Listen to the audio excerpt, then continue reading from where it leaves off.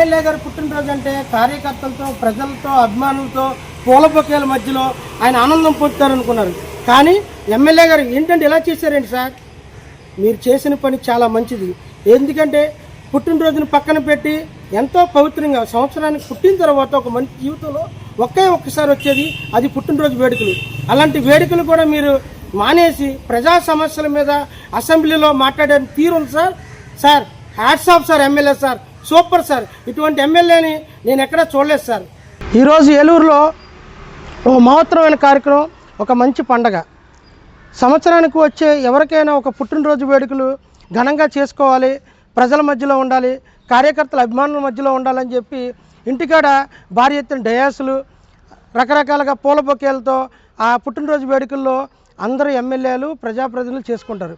కానీ ఏలూరు ఎమ్మెల్యే ఎక్కడున్నారు తెలుసా?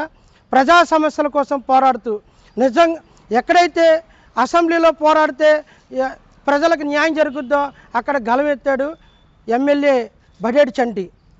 అటువంటి ఏదైతే ప్రజా సమస్యలు ఉన్నాయో, టిక్కో ఇల్లు అవ్వచ్చు, లేకపోతే ఈ ఇంటికి సంబంధించిన ఇల్లులు అవ్వచ్చు, లేకపోతే రోడ్లు అవ్వచ్చు, ఆ ప్రజా సమస్యల మీద ఆయన గలమెత్తుతూ అసెంబ్లీలో మాట్లాడిన తీరు చూసినప్పుడు సిటీని తరపు నుంచి అభినందించాలి.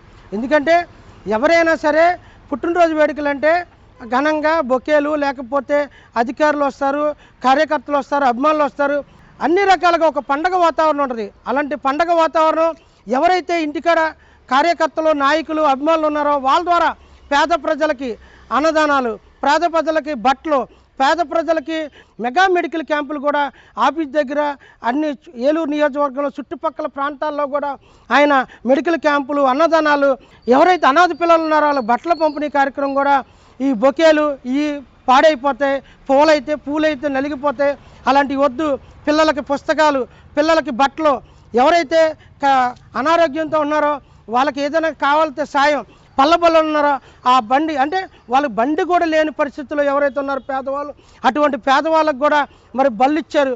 అలాగే వికలాంగులకి వీల్ చైర్లు, అలాగే ఎవరైతే మహిళలు కుట్టు మిషన్లు అంటే వాళ్ళ కాళ్ళ మీద వాళ్ళు నిలబడాలి, మిషన్లు కూడా కొనుక్కోలేని పరిస్థితిలో ఎవరైతే మహిళలు ఉన్నారో ఆ మహిళలు కూడా కుట్టు మిషన్లు ఈరోజు ఒక అద్భుతమైన ఒక మహా కార్యక్రమంగా నిర్వహించుకొని వాళ్ళు ఏదైతే ఎమ్మెల్యే గారు ఆయన పిలుపునిచ్చారో ఆ పిలుపు మేరకు అన్ని కార్యక్రమాలు కూడా విజయవంతం చేశారు.